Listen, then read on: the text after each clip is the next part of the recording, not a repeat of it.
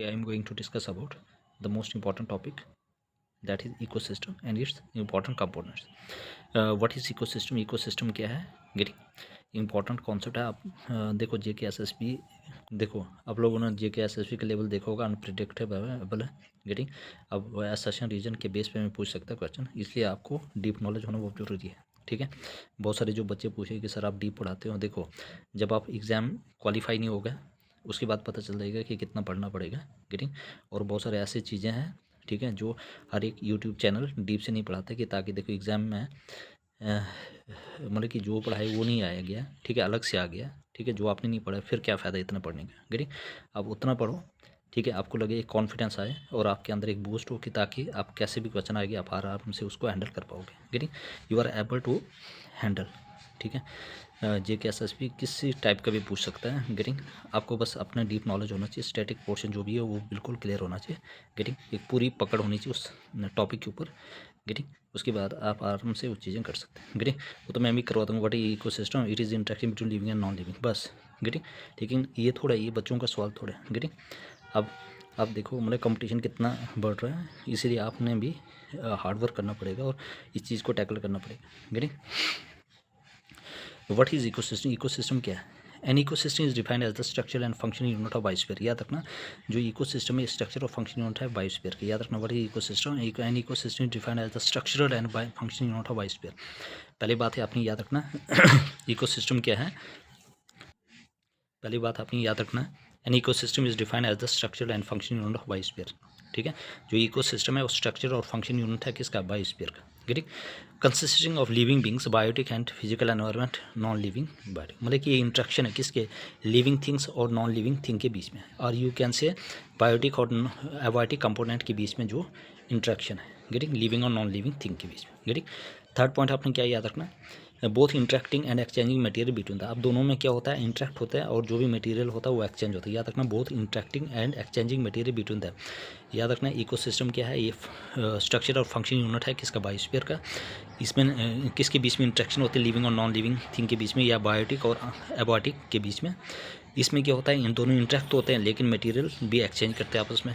जो टर्म है इकोसिस्टम की, ये किसने दी थी? ये दी थी एजी तांसले ने 1935 में। याद रखना, the term ecosystem was coined bye, किसने दी थी? एजी तांसले 1935 में। कंपोनेंट्स क्या क्या है? It includes plants, trees, animals, fish, birds, micro organism, water, soil and people. ये सारे क्या है इसके कंपोनेंट्स? गेटिंग कौन कौन से कंपोनेंट्स? इस include plants, trees, animal, fish, birds, micro organism, water, soil and people. Getting उसके बाद हमारे पास क्या है?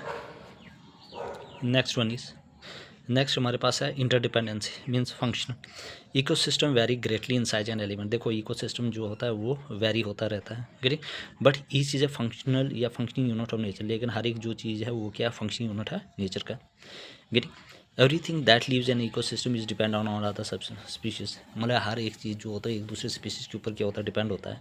Everything that lives in ecosystem, कोई भी इंसान जो इकोसिस्टम रहता है वो क्या करता है? वो डिपेंड है दूसरे स्पीशीज पे एंड एलिमेंट्स पे that are also part of the ecological community, जो भी किसका पार्ट है? Ecological community. तो everything that lives in ecosystem, जो भी चीज़ इकोसिस्टम रहता है वो डिपेंड होता है दूसरे स्पीशीज पे और एंड एलिमेंट्स पे, जो एक दूसरे के साथ क्या होता है? इंटरेक्ट करता है और एक दूसरे के ऊपर डिपेंडेंट होता है। गेटिंग और वो भी किसका पार्ट है? इकोलॉजिकल कम्युनिटी का। If one part of the ecosystem damage, याद रखना वेरी वेरी इंपॉर्टेंट, अगर एक पार्ट इकोसिस्टम का डैमेज हो जाता है या डिसअपियर हो जाता है, it has an impact on everything else, और ये पूरे हर एक चीज़ के ऊपर इन्फ्लुएंस पड़ता है। याद रखना वेरी वेरी इंपॉर्टेंट। ये one part of ecosystem damage, अगर एक पार्ट इकोसिस्टम क्या हो जाता है? डैमेज हो जाता है या डिसअपियर हो जाता है, it has an impact on everything else, ये हर एक चीज़ के ऊपर क्या करता है? इन्फ्लुएंस पड़ता है। गेटिंग तो क्या क्या है? Interdependence, ecosystem very greatly in size and elements but each is a function unit of nature. याद रखना, everything that lives in ecosystem, हर एक जो इकोसिस्टम रहता है वो एक दूसरे स्पीशीज़ के ऊपर डिपेंडेंट होता है। ये element that are also part of the ecological community. If one part of the ecosystem is damage, अगर एक पार्ट इकोसिस्टम का डैमेज हो जाता है या डिसअपियर हो जाता है, it has an impact on everything else, इससे पूरा हर एक के ऊपर क्या पड़ता है? फ़र्क पड़ता है। Getting I hope everybody clear. Any person please ask me in the comments. Next, when an ecosystem है हेल्थी, अगर हमारे पास इकोसिस्टम क्या हेल्थी है, सस्टेनेबल है, है ना. It mean that all the element live in balance and are capable of reproducing themselves. अगर इकोसिस्टम हर एक चीज़ सस्टेन और हेल्दी है, इट मीन्स जितनी भी एलिमेंट्स या जितनी भी ऑर्गेनिज्म, जितनी भी स्पीशीज रहती है वो सारी बैलेंस है और वो अब योग्य है रिप्रोड्यूसिंग देमसेल्व्स के लिए. ठीक, याद रखना, व्हेन एन इकोसिस्टम इज, जब हमारे पास जो इकोसिस्टम है, when an ecosystem is healthy, जब हमारे या sustain, it mean that all the element live in balance and capable of reproducing themselves. Getting? Next, ecosystem can be as small as a single tree. Ecosystem as a small as a single tree की तरह हो सकता है या as larger entire forest. Ecosystem can be as small as a single tree. Ecosystem क्या होता है, एक सिंगल की ट्री की तरह स्मॉल हो सकता है और as larger entire forest. Very very important. तो ecosystem can be as small as a single tree. जो इकोसिस्टम है एक छोटे दरख्त की तरह हो सकती है या सिंगल ट्री आ रही है लार्ज एज एंटायर फॉरेस्ट की तरह. Very very important. गेटिंग? ये चीज़ आपने याद रखनी है. जब इकोसिस्टम हेल्दी हो गया, सस्टेन, इसके मीन्स हर एक एलिमेंट बैलेंस होंगे और वो केपेबल होंगे producing themselves. Ecosystem can be small as a single tree और लार्ज एज एंटायर फॉरेस्ट. अब कंपोनेंट ऑफ इकोसिस्टम क्या क्या?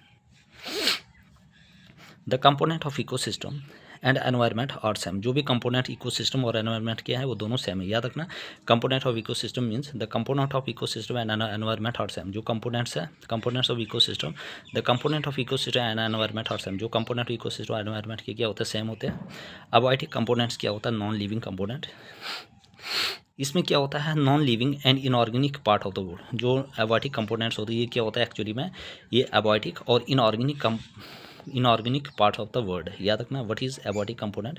गेटिंग? मतलब कि हमारे पास कंपोनेंट्स ऑफ द इकोसिस्टम क्या है, एबायोटिक और बायोटिक कंपोनेंट. ठीक है, कंपोनेंट्स ऑफ द इकोसिस्टम कितने हैं, दो, एबायोटिक और biotic. Abiotic means non living और biotic mean living. Non living and inorganic part of the world. Abiotic क्या है, नॉन लिविंग है और inorganic part of the world है. एबायोटिक पार्ट कंसिस्ट ऑफ, इसमें क्या क्या आता है आपके पास, सॉइल है, वाटर है, एयर है और लाइट एनर्जी है. Soil, water, air and light energy, ये सारे क्या है, एबायोटिक है, मीन्स नॉन लिविंग है. Soil, air, water, living, soil, air, water, light energy. It also include chemical like कुछ केमिकल, ऑक्सीजन और नाइट्रोजन. फिजिकल प्रोसेस में क्या क्या आता है, फिजिकल क्या क्या प्रोसेस है इसमें, जैसे वॉल्केनोज आ गया, अर्थक्वेक आ गया, फ्लड्स आ गया, forest fires, climate and weather conditions, है ना. तो फिजिकल प्रोसेस में क्या क्या आता है, वॉल्केनोज आ गया, अर्थक्वेक आ गया, ठीक है, हमारे जैसे शेकिंग ऑफ द अर्थ होता है, फ्लड्स आ गया, है ना, फॉरेस्ट आ गया, फायर्स आ गया, climates and weather condition. This are the physical process. कौन कौन से फिजिकल प्रोसेस है आपके पास, वॉल्केनोज आ गया, अर्थक्वेक आ गया, फ्लड्स आ गया, फायर्स आ गया, क्लाइमेट्स आ गया, वेदर कंडीशन आ गया, फॉरेस्ट आ गई. This are the physical process. Getting? I hope everybody clear. Next one is abiotic factor are the most important determinants. जो एबायोटिक फैक्टर ये सबसे मोस्ट इंपॉर्टेंट डेटरमिनेंट्स है of where and how well an organism exists in its environment. Abiotic factor सबसे important determinant है जिससे हमें पता चलता है कि किस तरह से ऑर्गेनिज्म एक एनवायरनमेंट पे एग्जिस्ट करता हुआ रहता है. Getting? Although this factor interact with her एक फैक्टर क्या करते हैं, एक दूसरे के साथ इंटरेक्ट करते हैं. With one factor can limit the range of an organism. एक फैक्टर से क्या हो सकता है, ऑर्गेनिज्म के रेंज में लिमिट हो सकती है. One single factor can limit the range of an organism. एक सिंगल फैक्टर क्या कर सकता है, वो लिमिट कर सकता है range of an organism. Getting? अब क्या क्या फैक्टर्स है गेटिंग जो इसमें आता है एबायोटिक के अंदर, एनर्जी, रेनफॉल, टेम्परेचर.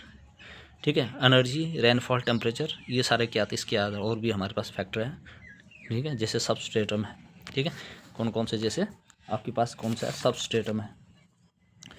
और टेम्परेचर क्या क्या आता है इसमें, एनर्जी आ गया, टेम्परेचर, एटमॉस्फेयर, सबस्ट्रेटम आ गया. सबस्ट्रेटम के अंदर मटीरियल, मतलब कि नेक्स्ट आ गया मटीरियल आ गया.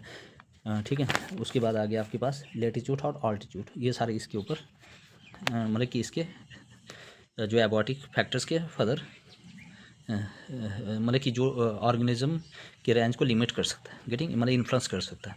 पहला क्या, एनर्जी. देखो, energy from the sun is essential for maintenance of life. देखो, जो एनर्जी है, एनर्जी हमें कहाँ से मिलती है, सूरज से. ठीक है, energy from the sun is essential for the maintenance of life. ठीक है, तो मेंटेनेंस ऑफ लाइफ के लिए एनर्जी, जो एनर्जी फ्रॉम द सन है इंपॉर्टेंट है. प्लांट्स क्या करता है, डायरेक्टली यूज़ करता है solar energy. Animals solar energy को डायरेक्टली यूज़ नहीं करता है. They often indirectly by eating plants and animals. ठीक है, ये इनको कहाँ से मिलता है ये चीज़ें, जब हम प्लांट्स या एनिमल को खाते हैं, प्रोडक्ट को खाते हैं. Determine the distribution of organism. In the environment, ठीक है।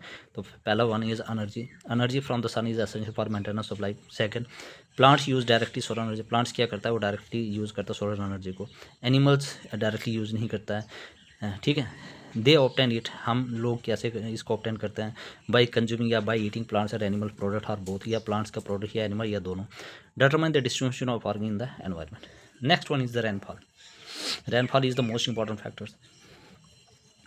Rainfall, water is essential for all living beings, जो वाटर है वो एसेंशियल हर एक लिविंग बींग के लिए। Most of the biochemical reaction take place in an aqueous medium, बहुत सारे जो बाई केमिकल रिएक्शन होते हैं किस मीडियम में होता है, एक्वस मीडियम में। तो rainfall water is essential for all living beings, जो वाटर है वो एसेंशियल है हर एक लिविंग बींग के लिए। Most of the biochemical reaction take place in aqueous medium, बहुत सारे बाई केमिकल रिएक्शन किस मीडियम में होता है, एक्वस मीडियम में। Water help in to regulate body temperature, body temperature को रेगुलेट करने के लिए हमें वाटर की ज़रूरत होती है। Water bodies form the habitat, water body किसकी हैबिटेट बनाते हैं, एक्वेटिक प्लांट्स और एनिमल के, गेटिंग। तो rainfall is very important, water is essential for the all living beings. बहुत सारे biochemical reaction take place होते हैं एक्वस मीडियम पे। Water help to regulate body temperature, water bodies form habitat for many aquatic plants and animals. Temperature is very important, critical factor of the environment which greatly influences survival of organism, getting. अब जो temperature ये भी है critical factor of environment which greatly influence survival of organism, है ना। जो भी critical factor होता है एनवायरनमेंट का वो इफेक्ट करता है किसके, जो भी ऑर्गेनिज्म सर्वाइव कर रहे होते हैं। Organism can tolerate only a certain range of temperature and humidity, जो ऑर्गेनिज्म है वो किसी रेंज को मतलब कुछ ही रेंज तक टेम्परेचर और ह्यूमिडिटी को टॉलरेट कर सकती है। ह्यूमिडिटी क्या होता है, total moisture in the atmosphere. Temperature the hotness and coldness, getting, ये वाला गेटिंग। तो critical factor of the environment which greatly influences survival of organism can tolerate only a certain range of temperature and humidity, getting. पहले हमने क्या पढ़ा, energy, फिर rainfall, फिर temperature, getting. I hope everybody clear. Any person it or please ask me in the comment section. Please यार everybody subscribe my channel, like share and देखो मुझे अच्छा नहीं लगता बार बार आप लोगों को ये याद दिलाना। देखो अगर मैं आपके लिए इतना लेकर आ रहा हूँ, कॉन्टेंट लेकर आ रहा हूँ, आपकी भी एक रिस्पॉन्सिबिलिटी बनती है कि लाइक शेयर और कमेंट करें। इसमें कौन से आपका कुछ जा रहा है, गेटिंग, आपको भी बेनिफिट ही मिल रहा है, getting. Next one is atmosphere. Atmosphere क्या करता है, देखो ये हमारी एक लेयर होती है, गेटिंग, मिक्सचर ऑफ गैसेस की बनी होती है, गेटिंग।